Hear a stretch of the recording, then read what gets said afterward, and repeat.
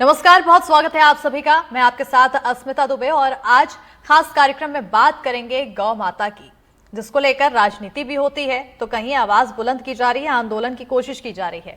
बचपन में हम सब ने पढ़ा था गाय घास खाती है, गाय दूध देती है। अब गौ माता का नया फलसफा ये है कि गाय वोट दिलवाती है और गौ माता कुछ भी नहीं खाती, भूखे पेट रहती है। गाय वोट के लिए इस्तेमाल होती है और जब वो दूध देना बंद कर दे तो सड़क पर छोड़ दी जाती है। फिर भूखे पेट घूम रही यही गाय राजनीतिक डिविडेंड देती है। राजनीति गायों पर आंसू बहाती है, राजनीति गौकशी में वोट का जरिया ढूंढती है, राजनीति इनसे होने वाली सड़क दुर्घटनाओं और फसलों के नुकसान पर हिसाब मांगती है। लेकिन इन सब में भुगतती सिर्फ गौ माता है। आज गौवंश की इसी बेबसी पर बात होगी। हम सबसे पहले सवाल करेंगे क्योंकि कहीं ना कहीं जिम्मेदार हर कोई नजर आता है और इसी पर चर्चा के लिए हमारे साथ खास मेहमान भी जुड़ेंगे। लेकिन उससे पहले हम नजर डालेंगे एक रिपोर्ट पर, जहां छत्तीसगढ़ में कांग्रेस पार्टी ने आज गौ सत्याग्रह किया। रायपुर में कांग्रेस प्रदेश अध्यक्ष दीपक बैज बारिश में भीगते हुए कांग्रेस कार्यालय पहुंचे। पुलिस ने बैरिकेड्स लगाकर कांग्रेस नेताओं को रोकने की भी कोशिश की। देखिए रिपोर्ट। प्रदेश में खुले में घूम रहे गौवंश को संरक्षित करने के लिए कांग्रेस ने आज गौ सत्याग्रह का आयोजन किया है, क्योंकि कांग्रेस का आरोप है कि प्रदेश भर में किसान परेशान हैं, सड़क में दुर्घटनाएं हो रही हैं, तो गायों को लेकर कलेक्टर ऑफिस में छोड़ने के लिए कांग्रेस से निकले हैं। तो कांग्रेस के कुछ जो कार्यकर्ता हैं वो मुखौटा पहने हुए हैं। गाड़ी में आप तस्वीरें दिखाने की कोशिश करेंगे हम कि गाड़ी में गायों को ले जाकर कलेक्टर कार्यालय में छोड़ना है।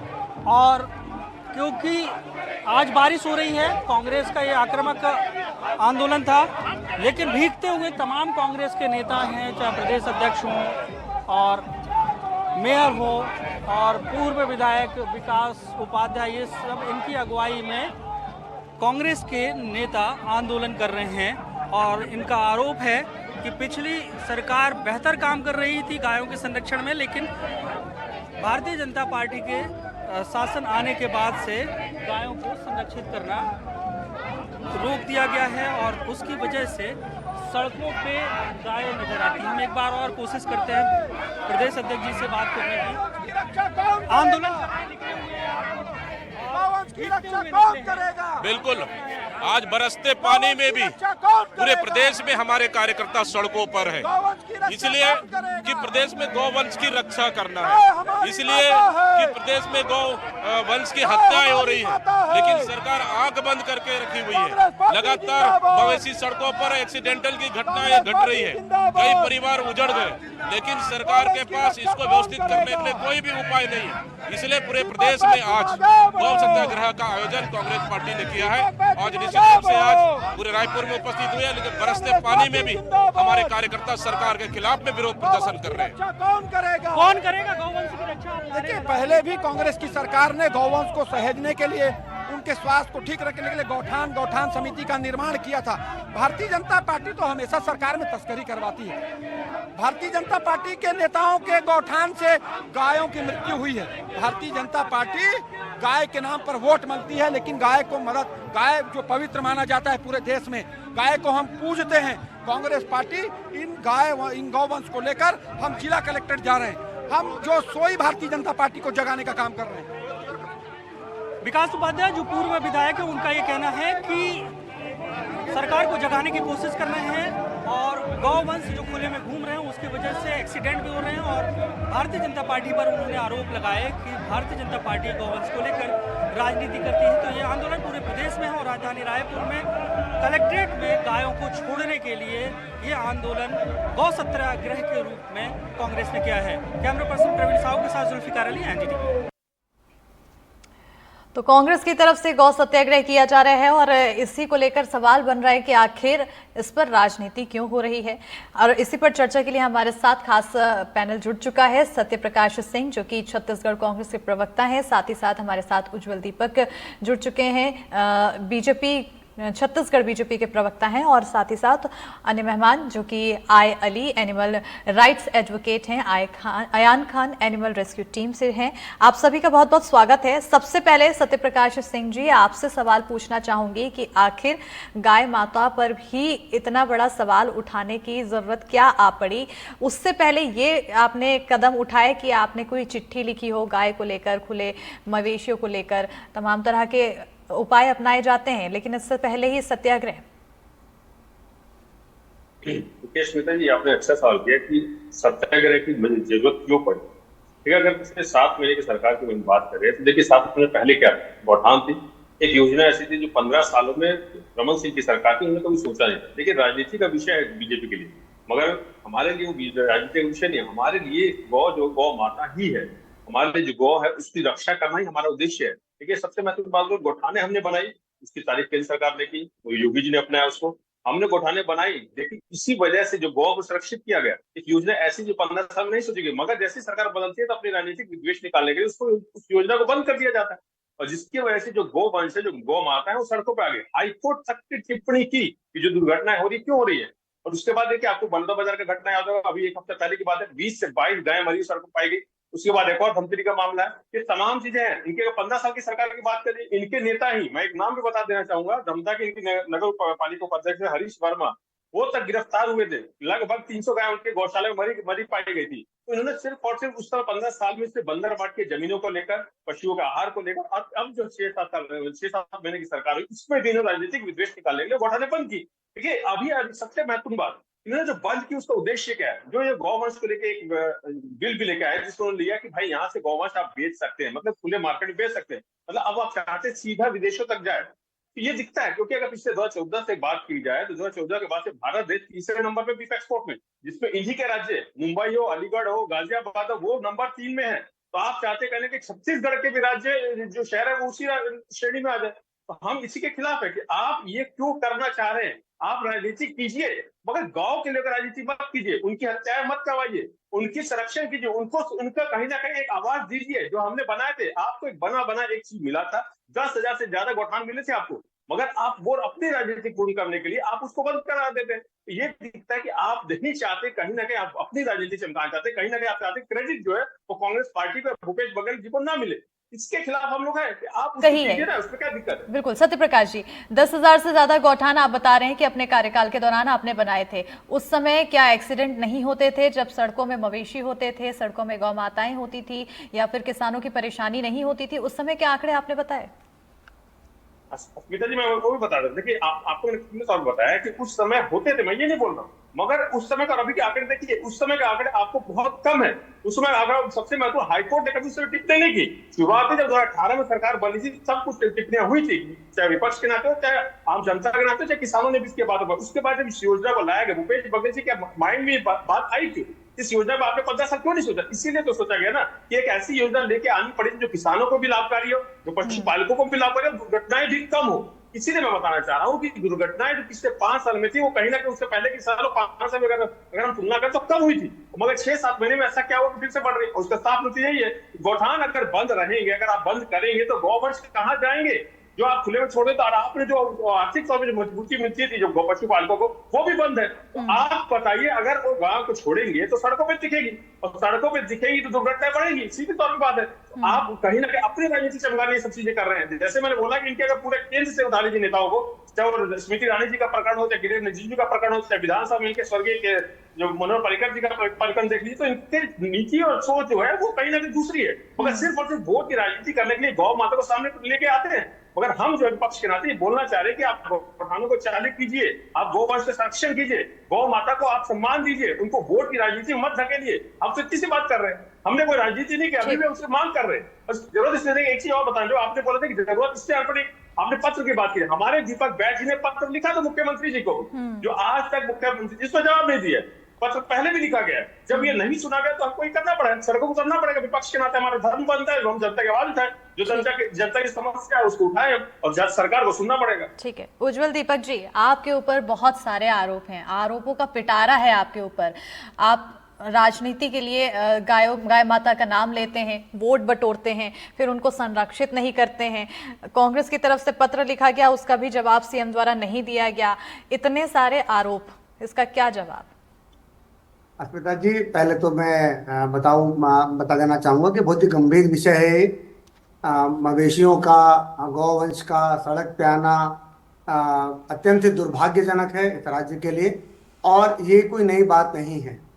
जब से हम अस्तित्व में आए हैं, कृषि प्रधान राज्य है हमारा, गौवंश की अत्यधिक उपलब्धता है यहाँ पे, और गायें बारिश के मौसम में खास तौर से सड़क पे आना पसंद करते हैं क्योंकि वो सूखी रहती हैं और कीड़े मकोड़े वहां पे नहीं आते हैं। तो एक समस्या तो है जिसके कारण एक्सीडेंट्स भी होते हैं, लोगों को जाने भी गई हैं और गौवंश की जाने भी गई हैं। मैं इस बात से इत्तेफाक रखता हूँ, और भारतीय जनता पार्टी की सरकार इस दिशा में बहुत ही गंभीरता से विचार कर गौ अभ्यारण्य बनाने का विचार कर रही है और उसके लिए योजना अमल पे जल्द लाई जाएगी। लेकिन कांग्रेस पार्टी का जो है पाखंड है वो समझ में नहीं आता। देखिए, देश में 2 दुकानें चल रही थी, एक है कांग्रेस की मोहब्बत की दुकान और छत्तीसगढ़ में गौठान की दुकान।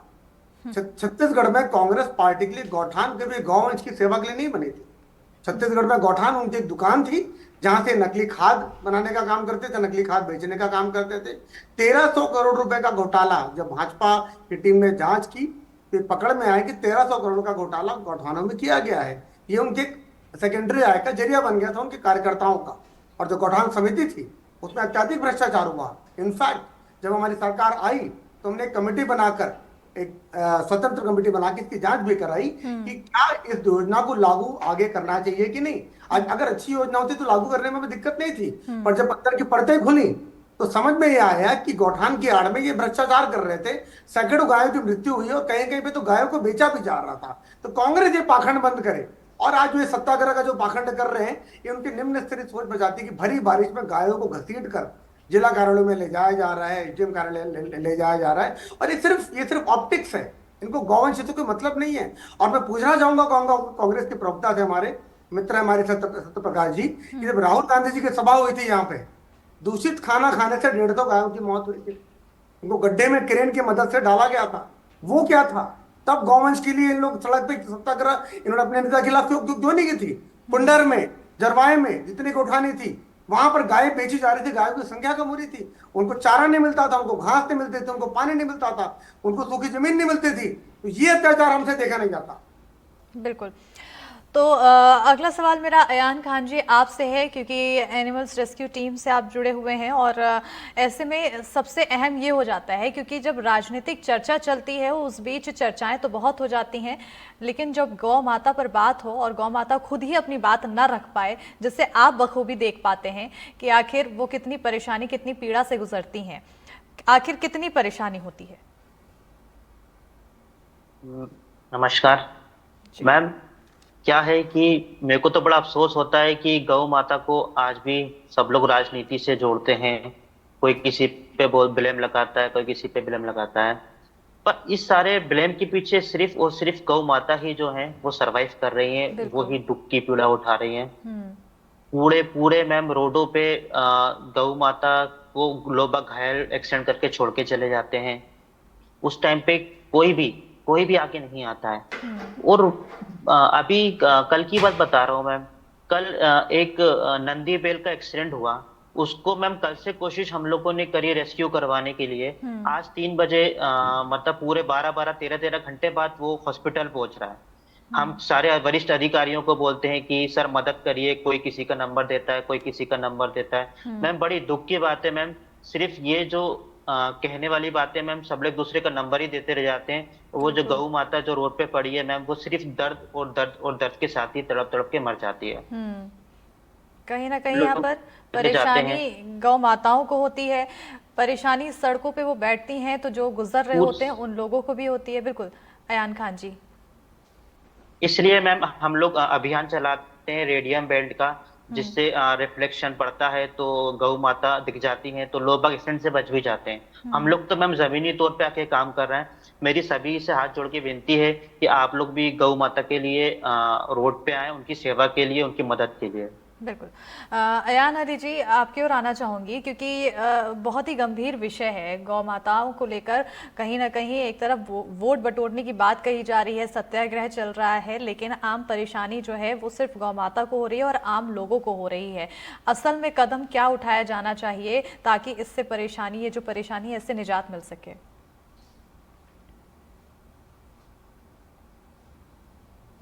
जी, क्या ये सवाल मुझसे पूछा गया है अभी? जी अयान अली जी, आपसे। जी हाँ, नमस्कार आप सभी को। तो मैं उज्जवल जी की बात को लेकर काफी सहमत हूँ कि भारत एक एनिमल एग्रीकल्चर देश है। तो अगर उसको हम समझते हैं तो हमें ये समझना पड़ेगा कि इसकी रिस्पॉन्सिबिलिटी किसकी है ये गायों को हटाने की। तो जो अर्बन डेवलपमेंट डिपार्टमेंट होता है, जिसके अंदर सारे म्युनिसिपल कॉर्पोरेशन आते हैं, उनकी रिस्पॉन्सिबिलिटी होती है कि वो इन गायों का मैनेजमेंट करें। अब हमने क्या किया, जब हमको ये समस्या समझ में आई तो हमने 8 म्युनिसिपल कॉर्पोरेशन को अप्रोच किया, उनको हमने रिप्रेजेंटेशन दी, लिखित में रिप्रेजेंटेशन दी। हम सारे म्युनिसिपल कमिश्नर से मिले, हमने उनको कहा कि व्यवस्था के लिए अभी सबसे इंपॉर्टेंट चीज जो है वो है डेयरी बायलॉज। अब डेयरी बायलॉज क्या कहता है? डेयरी बायलॉज ये कहता है कि प्रत्येक जो डेयरी संचालक होगा उसके रजिस्ट्रेशन किया जाएगा। उसका जब रजिस्ट्रेशन किया जाएगा तो उसकी लाइसेंसिंग करी जाएगी। जब उसकी लाइसेंसिंग करी जाएगी तब उसका पशुओं की टैगिंग करी जाएगी। जब उसके पशुओं की टैगिंग करी जाएगी तो अपने पशुओं को बार बार खुला नहीं छोड़ेगा, अबैंडन नहीं करेगा और टेम्पररी अबैंडन नहीं करेगा सड़क पर छोड़ने के लिए उसको। जब वो सड़क पे उसको छोड़ेगा नहीं तब ट्रैफिक कंजेशन नहीं होगा, गायों का एक्सीडेंट नहीं होगा, गाय ओपन ग्रेजिंग नहीं करेंगी और हम ये भी समझ पाएंगे कि कैसे गाय सुरक्षित है सारी डेयरियों में। जब हमने ये अप्रोच करी, म्युनिसिपल कॉर्पोरेशन ने हमें कहा कि हम नहीं कर पाएंगे, हमारे पास पावर नहीं है। हमने तो बताया कि सेक्शन 427 में आपके पास पावर है बायलॉज बनाने की, वो नहीं माने। तो हमने क्या किया कि हम फिर अप्रोच किया, हमने principal secretary urban development department को, हमने उनको रिप्रेजेंटेशन दी फॉलोअप के थ्रू कि ये चीज सबसे ज्यादा जरूरी है मध्य प्रदेश में, क्योंकि अगर हम डेयरी बायलॉज इंप्लीमेंट नहीं करेंगे तो हम ये जान ही नहीं पाएंगे कि प्रदेश में कितनी डेयरियां चल रही हैं, किस तरीके की अवैध डेयरियां हैं, कितनी लीगल डेयरियां है, किस तरीके से गायों को रखा जा रहा है उन डेयरियों के अंदर, और जो दूध लोगों को मिल रहा है वो कितना स्वास्थ्य है भी वो दूध की नहीं। क्योंकि क्या होता है, जब डेयरियां को संचालित नहीं किया जाता है, उनको लाइसेंसिंग नहीं करी जाती है, तो ये डेयरी संचालक हर दिन प्रत्येक गाय को ऑक्सीटोसिन का इंजेक्शन लगाते हैं, जो कि इलीगल ऑक्सीटोसिन होता है। भारतीय सरकार ने prevention of cruelty to animals act में सेक्शन 12 में दिया गया है कि कोई भी गाय को ऑक्सीटोसिन का इंजेक्शन नहीं लगाया जा सकता है दूध को बढ़ाने के लिए। लेकिन अगर आप कोई भी डेयरी जाएंगे, हमने जितनी भी डेयरी विजिट करी थी, जब हमारा ये फील्ड विजिट हुआ था, हर डेयरी का ओनर हर दिन अपनी गाय और भैंस को ऑक्सीटोसिन का इंजेक्शन लगाता है, उसका दूध गिराने के लिए उसको पीड़ा देता है। बिल्कुल। तो कहीं ना कहीं जरूरत अभी ये है हमारी कि हम डेयरी बायलॉज इंप्लीमेंट करें हर एक म्युनिसिपल कॉर्पोरेशन में। म्युनिसिपल कॉर्पोरेशन सारी डेयरीज का लाइसेंसिंग रिजीम शुरू करे और ब्यूरो ऑफ इंडस्ट्रियल स्टैंडर्ड्स के हिसाब से डेयरीज बनाई जाए, ना कि कोई भी इंसान अपने घर में 2 गाय खोल ली तो उससे डेयरी बना ली। मेरी कॉलोनी में कुछ लोग हैं, उन्होंने अपने मतलब फ्लैट्स में रहते हैं, बिल्कुल फ्लैट के नीचे 2 गाय। बिल्कुल, कहीं ना कहीं यहाँ पर जो आम लोगों की तरफ से भी कृत्य किए जाते हैं वो भी पीड़ा देते हुए नजर आते हैं। सत्यप्रकाश जी, क्योंकि अभी बात चल रही थी उज्जवल जी की बात से ही अयान जी ने इसका जवाब देना शुरू किया, और उज्जवल जी की बात से ही आपसे सवाल है मेरा कि भ्रष्टाचार की बात कहते हुए नजर आ रहे थे, गौठानों में भ्रष्टाचार हुआ है, तमाम चीज़ें ऐसी उजागर हुई है, इस वजह से बंद कराया गया है। क्या इस बात पर कितनी प्रतिशत सत्यता है आखिर? देखिए स्पीकर जी, मैं 2-3 बातों का जवाब जरूर देना चाहूंगा इसमें दीपक जी का। ये एक तो ये बात करें कि हमारी सरकार गौ अभयारण्य लेके आ रही है। देखिए गौ अभयारण्य जो लेके आ रही है सरकार, लगभग छत्तीसगढ़ की बात करें तो 1.5 करोड़ से ज्यादा गौवंश है, और आप 2 या 3 गौ अभयारण्य में कुछ कैसे रख सकेंगे? इससे महत्वपूर्ण एक और चीज बताता हूँ, इनकी एमपी में इनकी भी सरकार है, 2017 में वहां लागू किया गया था, करीबन 17 रुपए या 20 रुपए कुछ पर गाय के वहां भुगतान भी होता था, जो मात्र 2 साल भी नहीं चला था, बंद हो गया एमपी में। तो इन्होंने पहले भी वो अपनाया है, मगर क्या हुआ, नतीजा सबके सामने। इससे गो अभयारण्य सिर्फ और सिर्फ कागजी खेल है या बंदरबाट करने की ये कोशिश है। देखिए एक चीज और बोलूंगा, इन्हें घोटाले की बात की। अब देखिए 1-1.5 साल पहले से ये 1300 करोड़ का आरोप हमारे ऊपर लगा रहे हैं। इनके नेता कई नेता ने प्रेस कॉन्फ्रेंस करके उसमें 800 करोड़ का भी आरोप लगाया, एक इनके पूर्व विधायक का उन्होंने 600 करोड़ का भी आरोप लगाया। तो अभी तक ये भी इतना नहीं तय कर पा रहे कितने का आरोप लगा पा रहे हैं। अब इसमें एक मैं बताऊंगा, देखिए जब 1-1.5 साल पहले की बात बता रहा हूँ, तब हमने लगभग 120 क्विंटल गोबर की खरीदी की और भुगतान किया हमने लगभग 350 करोड़। वो भी डीबीटी। जब हमने भुगतान ही 350 करोड़ का किया है तो 1300 है, 600 है, 800 करोड़ का कहाँ से घोटाला हो जाएगा? और पिछले 7 महीने से आपकी सरकार है, आपकी सरकार है, तो आपने क्या जांच की? कितने लोगों को पकड़ा, कितने लोगों को आपने बुलाया, कितने लोगों को आपने दोषी साबित करा दिया? अरे इनकी सरकार की मैं बताता हूँ अस्मिता जी, 1700 करोड़ का घोटाला हुआ पशु के नाम पे, दवाई के नाम पे, शेड के नाम पे। और उसके ऊपर देखिए ये बात करते गीली जमीन है, हमने बल्कि 3.5 लाख एकड़ जमीन आरक्षित की ये चारागाह के लिए। हमारी सरकार हर वो चीज करना चाहती है जो गौवंश को चाहिए, जो गांव के अपनी अच्छी सेहत के लिए चाहिए। इससे मैं बोलना चाह रहा हूँ, बल्कि हमने तत्कालीन मुख्यमंत्री भूपेश बघेल जी ने पीएमओ प्रधानमंत्री जी को पत्र लिखा कि अगर हम जांच करेंगे तो आपको राजनीतिक विद्वेष लगेगा, तो आप चाहे वो नान घोटाला हो या गौशाला घोटाला हो, आप उसकी जांच ईडी से या सीबीआई जिससे करनी करा लीजिए। उसका भी पत्र नहीं आया, मतलब मुख्यमंत्री ने पत्र से जवाब नहीं आया था। तो हम तब भी इसके लिए खिलाफ थे कि आपने जो किया घोटाला उसकी जांच होनी चाहिए। और आज हम इसलिए बोल रहे हैं कि ये चीज आपने पहले की है, तो कहीं ना कहीं आशंका जनता में भी और हम विपक्ष में हमको मालूम है। आप कह रहे हैं सत्य प्रकाश जी की ईडी के इतने चक्कर लग चुके हैं, अब 1-2 चक्कर और भी हो जाएंगे तो कोई दिक्कत नहीं होगी। तो हम तो बोल रहे हैं ईडी के चक्कर, ईडी तो आती रहती है, अपने भी नान घोटाले की और गौशाला घोटाले की जांच करवा ली रही है। लेकिन इन्होंने लगभग 1000 एकड़ की बंदर बाट की, और सबसे बड़ा गौशाला किसका है रायपुर में, उज्जवल दीपक जी को मालूम है, और गौठानों का फायदा भी उन्होंने लिया है। तो ये दिखता है ना कि किसने बंदर बाट की है और किसने लिया। ये सिर्फ आरोप लगा रहे हैं। 7 महीने से कौन से ऐसी चीज गिरफ्तारी की है? हमने तो तथ्य के साथ आरोप लगाए थे और पत्र भी लिखा था, और आज तक ईडी उसके लिए नहीं आई। इसलिए बोलना चाह रहे हैं कि ये सिर्फ राजनीति का एजेंडा बना के बीजेपी रखी। हम चाहते हैं कि गौवंश की सेवा हो, सम्मान हो, उनकी रक्षा हो। ठीक है उज्जवल जी, क्योंकि बहुत ही गंभीर विषय है, आप भी इसे मानते हुए नजर आ रहे हैं, लेकिन क्या खुले में पशुओं को ऐसे छोड़ देना, उनके साथ ये एक क्रूरता नहीं होती है? इसके लिए अगर कोई भी घटना होती है तो आखिर जिम्मेदार कौन होता है? इस क्रूरता के चलते जिम्मेदार कौन होता है? मैं आपकी बात से बिल्कुल सहमत हूँ कि आवारा मवेशी सड़क पे नहीं देखे जाने चाहिए, और यह जिम्मेदारी सर्वप्रथम उन गायों के मालिकों की, उन किसानों की है, उन डेयरी वालों की है जिनकी वो गाय हैं। सरकार अपने स्तर पर प्रबंध कर रही है, पर जैसा कि मैंने बताया कि सिर्फ बारिश के मौसम में जब पानी गिरता है, जब उनको सूखी जगह की तलाश होती है, तो गाय कोशिश करती है कि वो सड़क पर सूखी जगह पे आए और कीड़े मकोड़े से, कीचड़ से अपनी सुरक्षा करें। पर उसके पहले मैं एक बात आपको कहना चाहूंगा कि कांग्रेस पार्टी के बड़े जो नेता हैं, राहुल गांधी जी, भूपेश बघेल जी, इनके जो प्रदेश अध्यक्ष है दीपक मैच जी, जो रिकॉर्ड बना रहे हैं राहुल गांधी जी की तरह सारे चुनाव हारने का, मैं उनसे आग्रह करता हूं कि मध्य छत्तीसगढ़ में अहिवारा जिले के बानबरत गांव है, वहां पर गौवध जब होता है आपसे किसी भी तरीके से, तो प्रायश्चित करने के लिए वहां पे लोग जाते हैं, वहां पे यज्ञ करवाते हैं। पहले उनको भिक्षाटन करना पड़ता है, भिक्षा लेके आसपास के गांव से यज्ञ होता है, वहां मुंडन होता है, फिर वहां लोगों को खाना खिला के प्रायश्चित किया जाता गौवध का। मैं आमंत्रित करना चाहूंगा कि भूपेश बघेल जी जो पूर्व सरकार में मुख्यमंत्री थे, उनके कार्यकाल में राहुल गांधी जी की सभा के बाद जो 150 गायों की मृत्यु हुई, नवागढ़ के खोखरा गोठान में एक साथ 9 मवेशियों की मौत, उनको चारा नहीं मिल रहा था। बिलासपुर के तखतपुर विधानसभा में 70 गायों की मौत हुई थी एक गौठान में। जरवाए ग्राम में कीचड़ युक्त जगह। ठीक है उज्जवल जी, आंकड़े नहीं, अब क्योंकि समय कम बचा है, सीधा सवाल यह है कि आखिर गायों के नाम पर राजनीति कब तक होगी और इस पर आखिर समाधान कब निकलेगा?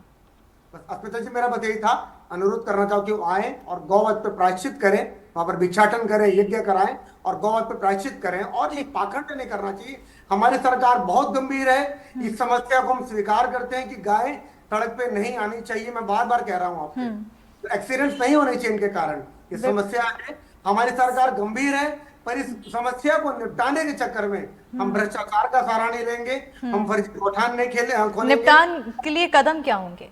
अभ्यारण्य खोलने की प्लानिंग चल रही है, योजना पे काम चल रहा है, सरकार अपना काम कर रही है। अर्बन डेवलपमेंट डिपार्टमेंट, पंचायती राज विभाग दोनों मिलकर बड़े बड़े अभ्यारण्य जहाँ पे लाखों गायों को एक साथ रखा जाएगा, जहाँ पे गाय खुली हवा में विचरण कर पाएंगी और अच्छी घास खा पाएंगी, जहां उनको आधुनिक नकली चारा नहीं, असली घास जो उनका जो प्रिय जो भोजन है वो खाने को मिलेगा वहां। ठीक है, वो कब तक खुलेगा अभ्यारण्य, इस पर नजर बनी रहेगी। खान साहब, आपसे सवाल है, क्योंकि गौवंश की समस्या पूरे देश भर में है, अलग अलग राज्यों में देखने को मिलती है, तो अगर आपका हम दायरा समझे तो क्या मध्य प्रदेश के अलावा अन्य राज्यों में भी आपके द्वारा कदम उठाए जाते हैं गौवंश की समस्याओं को लेकर?